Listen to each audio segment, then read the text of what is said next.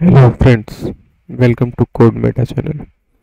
आज हम बात करेंगे प्रॉप्स की कि प्रॉप्स का यूज़ हम किस तरीके से कर सकते हैं और ये होता क्या है। और आगे बढ़ने से पहले मैं आपसे सेम बात करूंगा कि अगर आप मेरे चैनल को अभी तक सब्सक्राइब नहीं किया है तो सब्सक्राइब बटन ज़रूर क्लिक करें। चलिए चलते हैं हम अपने एप्लीकेशन की तरफ, जिसको लेके हम प्रॉप्स पे बात करेंगे। ठीक, लास्ट वीडियो में हमने यहाँ बात की थी कि किस तरीके से हम लिस्ट को प्रिपेयर करते हैं डायनेमिकली। ठीक, नाउ अगर हम ये बोलें कि ये हमारी लिस्ट क्या है, एक कंपोनेंट में है। ठीक, एक सेपरेट कंपोनेंट में है और जो हमारा पूरा स्ट्रक्चर है वो app.js से मैनेज हो रहा है। चलिए चलते हैं हम अपने एडिटर की तरफ, विजुअल कोड एडिटर की तरफ। यहाँ पे हम अगर बात करें तो history.js एक हमारा कंपोनेंट है जिसे हमने कहाँ पे कॉल किया है, हमारी app.js के अंदर। ठीक है, सपोज कि अगर जो हमने history.js के अंदर हमारी ये लिस्टिंग बनाई है, जो ये डेटा है app.js में आता है, यहाँ पे सपोज करो कि यहाँ यहाँ पे हम ये वैल्यू ले रहे हैं। ठीक, हमारा डीबी कहाँ पे कनेक्ट हो रहा है, जो डीबी की एपीआई है वो कनेक्ट कहाँ पे हो रही हो, app.js के अंदर, और ये सारी वैल्यूज़ यहाँ पे आ रही है।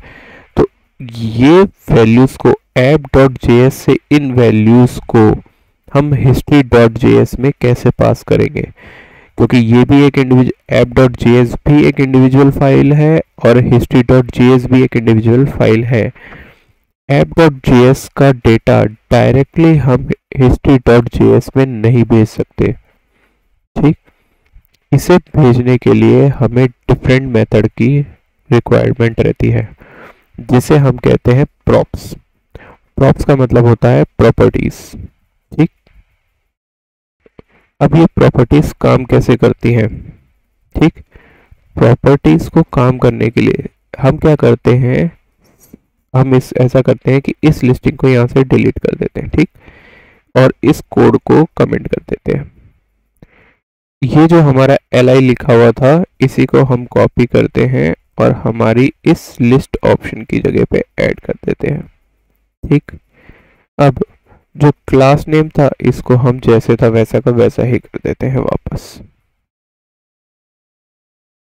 लेबल में लिख देते हैं कैश। ठीक, और अमाउंट में लिख देते हैं हम हमारा यहाँ पे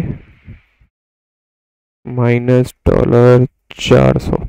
ठीक है, और क्लास नेम में ये डिलीट था। ठीक, इसको सेव करते हैं हम। इन वेरिएबल्स को भी हटा देते हैं, इनका भी कोई यूज़ नहीं है अब। ठीक है, सेव कर दिया। अगर अब हम हमारे ब्राउज़र में जाएं तो हमारे पास क्या आ रही है, सिंगल लिस्ट आ रही है। ठीक, नाउ वापस चलते हैं हमारे कोड एडिटर में। अब हमें चाहिए क्या कि हमारी जो app.js है, जो हमारी लिस्टिंग का डेटा है वो आ रहा है हमारी app.js में, लेकिन कॉल का करनी है हमें हिस्ट्री के अंदर। तो हम इसे डायरेक्ट कॉल नहीं कर सकते। अगर इसे सपोज करो कि हम डायरेक्ट कॉल करने जाएं यहाँ पे हिस्ट्री को, तो ये हमें एरर दे जाएगी। अगर मैं यहाँ पे इसको console.log भी कर दूँ, console.log कर दें यहाँ पे, तो ये कॉल नहीं होगी। ये देखो एरर आ गई। यहाँ पे ये कहता है कि डिफाइन ही नहीं है। जब ये यहीं पे नहीं चल रहा तो वो हमारा फ्रंट एंड पे भी नहीं चलेगा कोड। ठीक है, ये कोड हमारा यहाँ पे भी चलना चाहिए, तब हमें देगा। ठीक, अब ये होगा कैसे, प्रॉप्स के थ्रू। ठीक, प्रॉप्स कैसे काम करती है कि सपोज करो हमारे पास ये हिस्ट्री है। ठीक, यहाँ लेबल्स हैं। हम क्या करते हैं, यहाँ जितनी भी लिस्टिंग आई इस हिस्ट्री के अंदर यहाँ पे डिफाइन करते हैं एट्रीब्यूट्स को। क्या था, LABEL, लेबल। ठीक है, इक्वल टू, ये किया, यहाँ पे अमाउंट लिखते हैं, जो हमारी वेरिएबल की वैल्यूज थी हम उसी को ले रहे हैं। यहाँ पे अमाउंट था, उसके बाद हमारा क्लास ऑफ लिस्ट था। ठीक है, जरूरी नहीं है कि इनका जो नाम है वो आपका ये नाम हो। ठीक है, ये नाम जो अंदर लिखे जा रहे हैं एट्रीब्यूट में, ये वो नाम होते हैं जो कि आप गेट करना चाहते हैं अपनी हिस्ट्री कंपोनेंट के अंदर। ठीक है, हिस्ट्री कंपोनेंट में जो नेम गेट करना चाहते हैं ये वो नेम होते हैं। ठीक, अब इसमें वैल्यूज़ को कैसे पास करते हैं लेबल में, जैसे कि हमने अभी अपनी लास्ट वीडियो में किया था कि लिस्ट को डॉट प्रोडक्ट के साथ हम यहाँ पे वैल्यू को गेट कर सकते हैं। ठीक है, लिस्टिंग ली, ज़ीरो पोजीशन ली, डॉट लेबल ले लिया। ठीक, फिर लिस्टिंग ली, ज़ीरो पोजीशन लिया, डॉट अमाउंट ले लिया। क्लास है listing, zero dot class of list ले लिया। ठीक है, सेव कर दिया, ये सेव हो गया हमारा। ठीक, अगर अब हम हमारे फ्रंट एंड पे चलें तो देखें तो क्या होता है, नथिंग विल हैपन। ठीक है, यानी अगर आप एट्रीब्यूट भी पास कर देते हो तो कुछ भी नहीं होगा वहाँ पे, क्योंकि आपने क्या किया, अभी तक डेटा को वहाँ पे गेट ही नहीं किया। जो हमारी history.js फाइल है वहाँ पे हमने डेटा को गेट ही नहीं किया। अब डेटा को history.js कंपोनेंट में कैसे गेट करेंगे, क्योंकि ये एक इंडिविजुअल कंपोनेंट है। इसको गेट करने का तरीका क्या होता है कि जो फंक्शन है ये यहाँ पे लिख देंगे हम प्रॉप्स। ठीक है, प्रॉप्स यहाँ लिख देते हैं, यहाँ पे आप कोई भी नेम लिख सकते हो, XYZ, ये कुछ भी इफेक्ट नहीं करता। ठीक है, लेकिन प्रॉप्स एक ऐसा नाम है जिससे हमें पता चल जाता है कि हम हमारी प्रॉपर्टीज़ को कॉल कर रहे हैं, ये एट्रीब्यूट को हम वहाँ पे कॉल करने वाले हैं, गेट करने वाले हैं हम यहाँ पे। ठीक है, तो प्रॉप्स को हम कॉपी कर लें तो उसके बाद डेटा कैसे आता है यहाँ पे, कि क्लास नेम में यहाँ पे हमें कैसे लिखना होगा, प्रॉप्स डॉट जो भी हमारा यहाँ पे नेम था। अगर हम अमाउंट गेट करना चाह रहे हैं तो अमाउंट, लेबल गेट करना चाहते हैं तो लेबल, ये जो लेबल होता है इसको गेट करते हैं, प्रॉप्स डॉट लेबल। ठीक, इसी तरीके से बाकियों को भी कॉल करते हैं हम।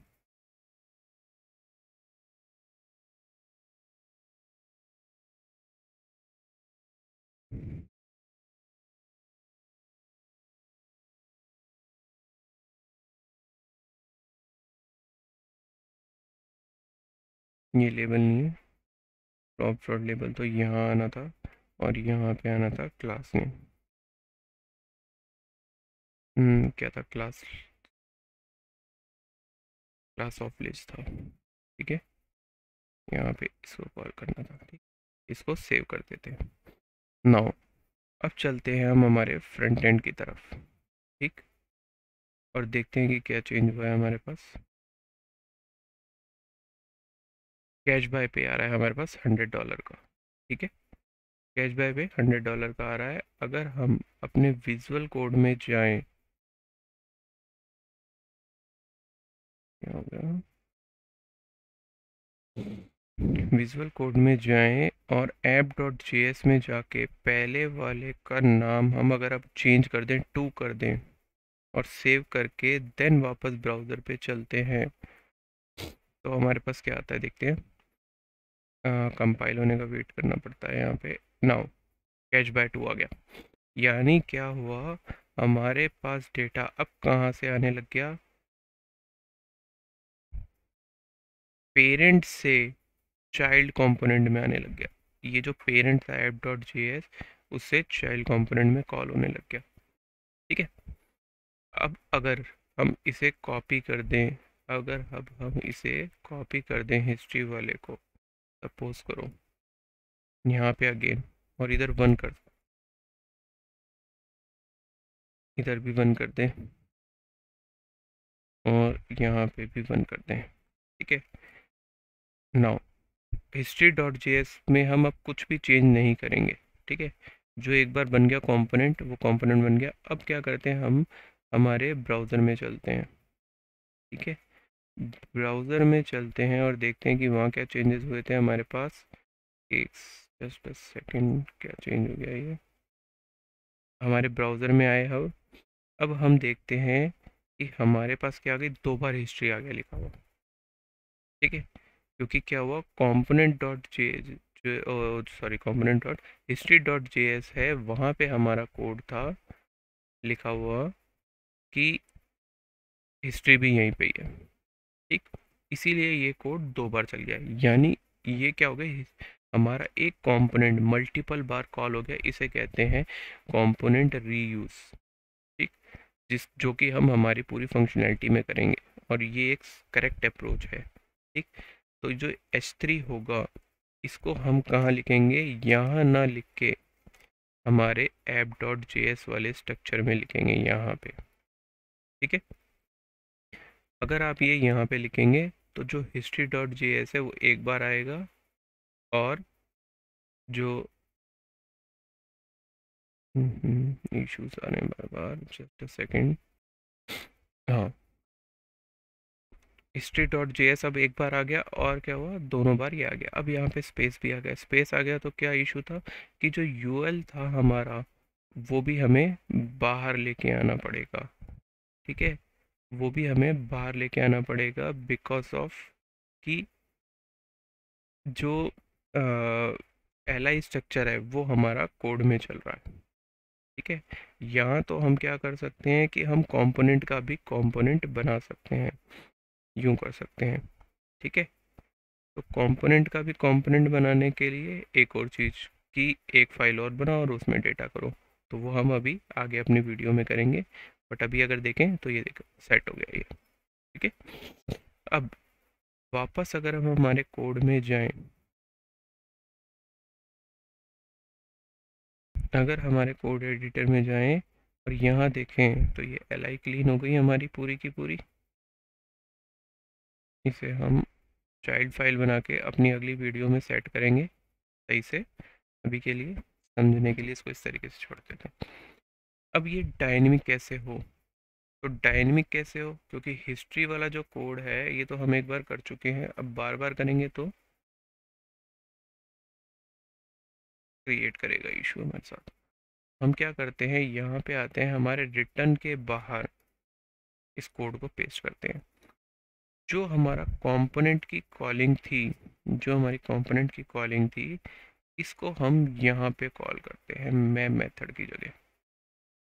ये मैप मेथड में कॉल कर लेते हैं। ठीक है? इसको यहाँ पेस्ट कर देते हैं, यानी जो हमारा कंपोनेंट था हमने कॉल किधर कर दिया, मैप मेथड के अंदर कॉल कर लिया। अब यहाँ पे जैसे सेम किया था वही, ये लिस्ट डॉट लेबल ले लिया, और यहाँ पे लिस्ट डॉट अमाउंट ले लिया, और यहाँ पे लिस्ट डॉट क्लास ले लिया। ठीक है, सेम की सेम प्रोसेस कर दी, और इस लिस्ट ऑप्शन को कहाँ पे कॉल कर दिया हमने, हमारे यूएल के अंदर कॉल कर दिया। ठीक, अब अगर हम हमारे ब्राउज़र पे चलें तो क्या हुआ, हमें सारा का सारा डेटा दिख जाएगा जो भी हमारे पास था। ठीक है, यानी प्रॉप्स के थ्रू हमने क्या किया, सारा का सारा डेटा हमारे नेक्स्ट कंपोनेंट जो कि हिस्ट्री वाला था उसमें पास किया, और वहाँ से हमने हमारी लिस्टिंग को शो कर दिया। होप दोस्तों आपको समझ आ रहा होगा कि प्रॉप्स किस तरीके से काम करता है और कितना इम्पोर्टेंट है रिएक्ट जेएस में। नेक्स्ट वीडियो में हम इसको बात करेंगे कि किस तरीके से हम हमारी न्यू फाइल बना सकते हैं, और प्रॉप्स को हम उसमें पास करेंगे, यानी हम जो पेरेंट है उसको चाइल्ड और उसके चाइल्ड में भी डेटा को पास कर सकते हैं। ठीक है, ये वीडियो समझ आई होगी आपको होप दोस्तों कि किस तरीके से प्रॉप का यूज़ होता है और कितना यूज़फुल है। इसे वीडियो को लाइक एंड शेयर ज़रूर करें। मैं आपसे नेक्स्ट वीडियो में फिर मिलूँगा, तब तक के लिए take care and good bye.